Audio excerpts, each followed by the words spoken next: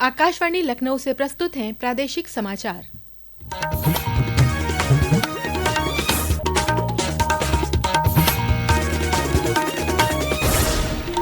मुख्य समाचार। प्रधानमंत्री नरेंद्र मोदी कल वाराणसी से जारी करेंगे पीएम किसान सम्मान निधि की 20वीं किस्त। लगभग 2200 करोड़ रुपए की 52 विकास परियोजनाओं का करेंगे लोकार्पण और शिलान्यास। 9 सितंबर को होगा उपराष्ट्रपति का चुनाव। 21 अगस्त नामांकन दाखिल करने की अंतिम तिथि। मुख्यमंत्री योगी आदित्यनाथ ने आज लखनऊ में की एमएसएमई विभाग की समीक्षा बैठक। कहा, उत्तर प्रदेश फुटवेयर, लेदर और नॉन लेदर क्षेत्र विकास नीति 2025 प्रदेश को बनाएगी लेदर फुटवेयर का वैश्विक केंद्र। और बारिश के चलते प्रदेश में कई नदियों का बढ़ा जल स्तर। बलिया में गंगा नदी और औरैया कालपी बांदा में यमुना नदी खतरे के निशान से ऊपर, प्रशासन सतर्क। नमस्कार, प्रदेश के समाचारों के साथ मैं तनवीर फातिमा और अब समाचार विस्तार से। प्रधानमंत्री नरेंद्र मोदी कल वाराणसी में लगभग 2200 करोड़ रुपए की लागत वाली कई विकास परियोजनाओं का शिलान्यास और उद्घाटन करेंगे। इस अवसर पर वे उपस्थित जनसमूह को भी संबोधित करेंगे। इसके साथ ही प्रधानमंत्री पीएम किसान योजना की 20वीं किस्त जारी करेंगे। देश भर के 9.7 करोड़ से अधिक किसानों के बैंक खातों में सीधे 20,500 करोड़ रुपए से अधिक की राशि हस्तांतरित की जाएगी। पेश है एक रिपोर्ट। वाराणसी में प्रधानमंत्री नरेंद्र मोदी कई प्रमुख बुनियादी ढांचा परियोजनाओं का उद्घाटन और शिलान्यास करेंगे। इनमें वाराणसी भदोही 4 लेन मार्ग का उद्घाटन भी शामिल है। इसकी लागत 269 करोड़ रुपए है। इसके अलावा प्रधानमंत्री शहर के बीचों बीच दाल मंडी सड़क चौड़ीकरण योजना का भी शिलान्यास करेंगे। इस योजना के मूर्त रूप लेने से काशी विश्वनाथ धाम जाने का मार्ग और सुगम होगा। प्रधानमंत्री स्मार्ट वितरण परियोजना के तहत विभिन्न कार्यों और 880 करोड़ रुपए से अधिक की लागत वाले बिजली के बुनियादी ढांचे को भूमिगत करने की आधारशिला रखेंगे। पर्यटन परियोजनाओं के साथ वह कंचनपुर में शहर मियावाकी वन के विकास और शहीद उद्यान तथा 21 पार्कों के पुनर्विकास एवं सौंदर्यीकरण की भी आधारशिला रखेंगे। इसके अलावा वह जल जीवन मिशन के अंतर्गत 47 ग्रामीण पेयजल योजनाओं का भी उद्घाटन करेंगे। प्रधानमंत्री मंच से दिव्यांगजनों और वृद्धजनों को सहायक उपकरण भी वितरित करके इनका जीवन सुगम बनाएंगे। मनीष सिंह, आकाशवाणी समाचार, वाराणसी। वाराणसी में विश्व स्तरीय खेल अवसंरचना के अपने विजन को आगे बढ़ाते हुए प्रधानमंत्री नरेंद्र मोदी डॉक्टर भीमराव अंबेडकर खेल स्टेडियम में सिंथेटिक हॉकी टर्फ का उद्घाटन करेंगे। कानून प्रवर्तन कर्मचारियों के लिए सुविधाओं में वृद्धि करते हुए प्रधानमंत्री पीएसी रामनगर में 300 क्षमता वाले बहुउद्देशीय हॉल का उद्घाटन करेंगे। प्रधानमंत्री के कार्यक्रम को देखते हुए प्रशासन ने जनसभा स्थल से लेकर विभिन्न यात्रा मार्गों पर सुरक्षा के पुख्ता इंतजाम किए हैं। बारिश को देखते हुए प्रधानमंत्री के जनसभा स्थल में वाटर प्रूफ पंडाल का निर्माण कराया गया है। वाराणसी के जिलाधिकारी सत्येंद्र कुमार ने बताया कि आयोजन की सभी तैयारियां पूरी कर ली गई हैं।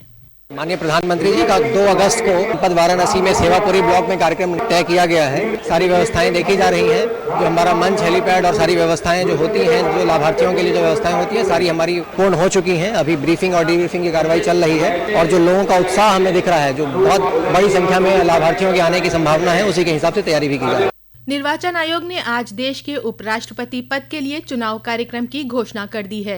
निर्वाचन आयोग के अनुसार चुनाव 9 सितंबर को होंगे और नामांकन दाखिल करने की अंतिम तिथि 21 अगस्त होगी। एक रिपोर्ट।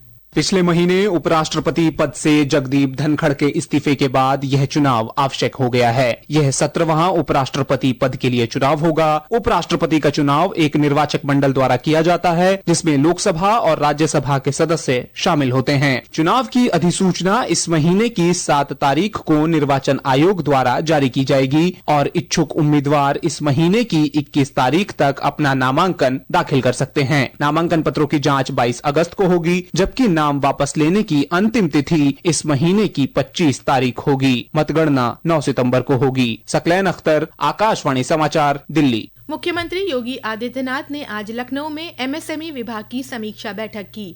बैठक में उत्तर प्रदेश फुटवेयर, लेदर एवं नॉन लेदर क्षेत्र विकास नीति 2025 के प्रारूप पर विभागीय अधिकारियों के साथ चर्चा करते हुए मुख्यमंत्री ने क्लस्टर आधारित विकास मॉडल को प्राथमिकता देने के निर्देश दिए।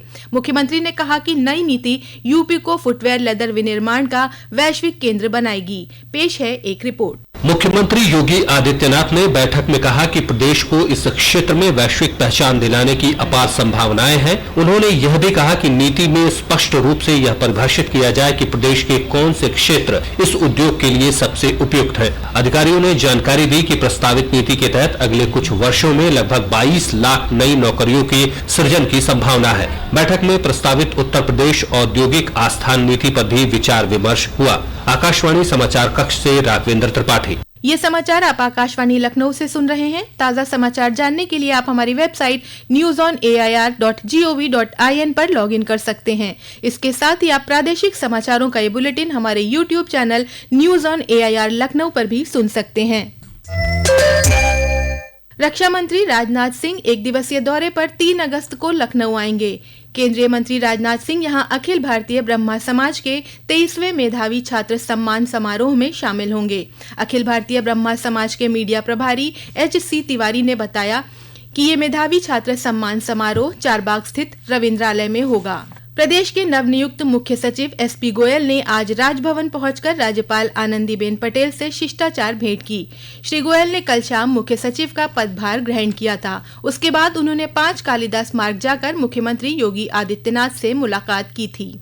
प्रदेश के कृषि मंत्री सूर्य प्रताप शाही ने आज बांदा कृषि और प्रौद्योगिकी विश्वविद्यालय में चल रही विभिन्न विकास परियोजनाओं की समीक्षा की। बैठक में उन्होंने निर्माण कार्यों से जुड़ी एजेंसियों के अधिकारियों को निर्देश दिए कि सभी परियोजनाओं को समय सीमा के भीतर और उच्चतम गुणवत्ता मानकों के साथ पूरा किया जाए। उन्होंने बताया कि विश्वविद्यालय को A कैटेगरी मिलने के बाद यहाँ के छात्रों को रोजगार के क्षेत्र में वरीयता मिलेगी। अभी परियोजनाओं की लगभग 115 करोड़ की परियोजनाएं पिछले वर्षों में स्वीकृत की गई, उनकी समीक्षा किया है। पिछले 7-8 सालों के भीतर विश्वविद्यालय जो है वो काफी तेजी से आगे की ओर बढ़ा है और नेक एक्रेडिटेशन में इसको A कैटेगरी में इनको एक्रेडिटेशन मिला और इनका एक्रेडिटेशन होने का मतलब यह है कि एम्प्लॉयमेंट में जहाँ पर जाएंगे इनको वहाँ पर प्रायोरिटी मिलती है। जालौन मेडिकल कॉलेज में एक साधारण मरीज को जबरन ऑपरेशन करने की तैयारी करने वाली घटना सामने आने के बाद उप मुख्यमंत्री ब्रजेश पाठक ने कार्रवाई करते हुए 2 चिकित्सकों और 3 नर्सों को निलंबित कर दिया है। साथ ही श्री पाठक ने मामले में जांच के निर्देश दिए हैं। प्रदेश में औद्यानिक फसलों के निर्यात को बढ़ावा देने के लिए आज लखनऊ में उद्यान निदेशालय की तरफ से कार्यशाला का आयोजन किया गया। बैठक में प्रदेश के उद्यान कृषि विपणन राज्य मंत्री दिनेश प्रताप सिंह बतौर मुख्य अतिथि शामिल हुए। इस अवसर पर श्री सिंह ने कहा कि प्रदेश की अर्थव्यवस्था को $1 ट्रिलियन की बनाने के लक्ष्य में उद्यान विभाग भी अपना योगदान दे रहा है। प्रदेश में अलग अलग सड़क हादसों में 8 लोगों की मौत हो गई। मैनपुरी के बेवर थाना क्षेत्र में आज एक कार और डंपर की आमने सामने की भिड़ंत में एक ही परिवार के 5 लोगों की मौत हो गई। वहीं मेरठ में अमरोहा से राजस्थान दर्शन को जा रहे 3 लोगों की सड़क दुर्घटना में मौके पर ही मौत हो गई। हादसे में कई लोग घायल हुए हैं। प्रदेश में रुक रुक कर बारिश का सिलसिला जारी है। बारिश के चलते कई नदियां उफान पर हैं। बलिया में गंगा नदी, औरैया, कालपी, बांदा में यमुना नदी और हमीरपुर में बेतवा नदी खतरे के निशान से ऊपर बह रही है। प्रयागराज में गंगा और यमुना का जल स्तर बढ़ गया है। मौसम विभाग ने अगले 3 दिनों के लिए गरज चमक के साथ बारिश का अलर्ट जारी किया है। इस दौरान कई जगहों पर भारी वर्षा होने और बिजली गिरने की आशंका है। और अंत में मुख्य समाचार एक बार फिर। प्रधानमंत्री नरेंद्र मोदी कल वाराणसी से जारी करेंगे PM किसान सम्मान निधि की 20वीं किस्त। लगभग 2200 करोड़ रुपए की 52 विकास परियोजनाओं का करेंगे लोकार्पण और शिलान्यास। 9 सितंबर को होगा उपराष्ट्रपति का चुनाव। 21 अगस्त नामांकन दाखिल करने की अंतिम तिथि। मुख्यमंत्री योगी आदित्यनाथ ने आज लखनऊ में की MSME विभाग की समीक्षा बैठक। कहा, उत्तर प्रदेश फुटवेयर, लेदर और नॉन लेदर क्षेत्र विकास नीति 2025 प्रदेश को बनाएगी लेदर फुटवेयर का वैश्विक केंद्र। और बारिश के चलते प्रदेश में कई नदियों का बढ़ा जल स्तर। बलिया में गंगा नदी और औरैया, कालपी, बांदा में यमुना नदी खतरे के निशान से ऊपर, प्रशासन सतर्क। इसी के साथ प्रादेशिक समाचारों का ये बुलेटिन समाप्त हुआ। अगला बुलेटिन रात 8 बजे FM पर प्रसारित किया जाएगा।